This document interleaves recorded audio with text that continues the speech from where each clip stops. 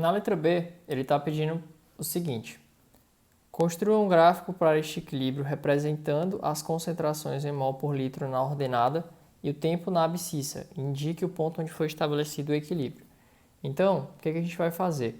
Ele falou que a concentração em mol por litro tem que estar na ordenada, ou seja, tem que estar no eixo Y, aqui na vertical, e o tempo na abscissa, representando aqui o eixo X, né? Então, vamos colocar aqui o tempo. O que acontece? Se a gente observar, eu vou até dar uma ampliada aqui, eu já deixei desenhado, para a gente poder visualizar um pouco melhor. Então, tá aqui o gráfico. O que a gente observa? Que no equilíbrio, no início, o SO2 e o O2, as concentrações são 6 e 5, né? Então, e no equilíbrio são 2 e 3. Então, eles são reagentes, eles vão ser consumidos. O SO3, por ser um produto, no início da reação não tinha nada, ele vai ser formado. Então, lembra que o SO3, ele vai ter o quê? Ele vai partir aqui do zero e vai chegar a um certo valor do equilíbrio.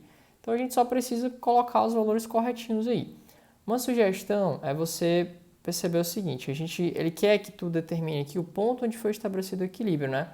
Então, vai existir um certo tempo aí que a gente pode já colocar, por exemplo, aqui uma tracejada vertical que vai representar o instante que foi atingido o equilíbrio, certo? Mas vamos com calma observar, vamos dar uma ampliada aqui. O SO2 ele partiu de 6 mol por litro, né? E chegou em quanto? Chegou em... o SO2... O SO2 partiu de 6 mol por litro e chegou em 2 mol por litro. Então, eu já sei que ele vai começar aqui e lá no equilíbrio ele vai permanecer constante. Pois é, aí a gente vai fazer uma curvinha até chegar aqui. Beleza. O que você tem que ficar atento?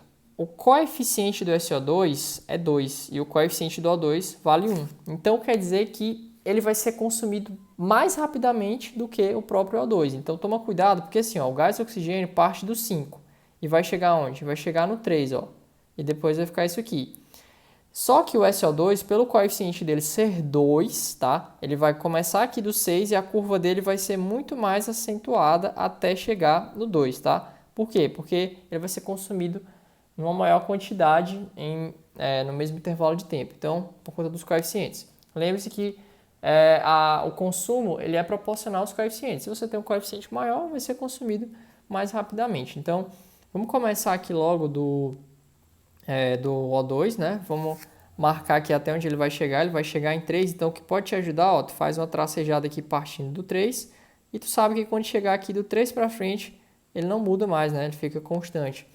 E aí a gente vai ter isso aqui, basicamente, Essa é para ser meio com a curva, mas como eu estou desenhando, aí acaba não ficando tão bacana. Mas o que importa é a ideia, e lá na prova dá para vocês fazerem melhor. Aí depois o que vai acontecer? A gente pega aqui e começa. Esse aqui representa quem? Esse aqui vai representar o O2, beleza, o O2 gasoso. Agora a gente vai representar o SO2 gasoso. Então o SO2 gasoso ele começa de onde? Começa aqui do 6, né? Tem uma variação maior. Lembrando que ele vai chegar em 2. Então tu faz uma tracejada aqui do 2 e aí depois coloca a linha lá para representar que a concentração dele não varia mais, né? E aí a gente faz só completar. Pronto, tá aí, Então, é sempre importante você ficar atento à maneira com a qual a gente tem essas curvas, Essa curva aqui, ela é meio que proporcional a quem? Ao número 1. Agora, essa curva você percebe que ela é mais acentuada porque nesse mesmo intervalo de tempo, pelo coeficiente do SO2 ser 2, ele é consumido mais rapidamente. E aí, para finalizar, a gente pega aqui o SO3, que no início você não tinha nada, e no equilíbrio você vai ter quanto? Você vai ter 4, né? Então, você pega aqui do 4 também, Se quiser, você já tem... Você tem uma noção, para não ficar tão poluído, tu já sabe que vai ficar uma coisa mais ou menos desse tipo aqui, mas você pode... Vou até colocar de preto, para ficar mais tranquilo aí. Então, a gente vem e coloca a curva dele até chegar aqui no equilíbrio. Pronto, tá aí. Então você percebe, coeficiente 2, as curvas são até parecidas, Essa curva e essa elas são bem parecidas por conta dos coeficientes. E aí, ele quer que a gente represente o tempo, o instante que foi atingido aí, né? Você bota aqui, tempo de equilíbrio. Pronto, tá aí respondida a primeira questão. Então, era uma questão aberta, né?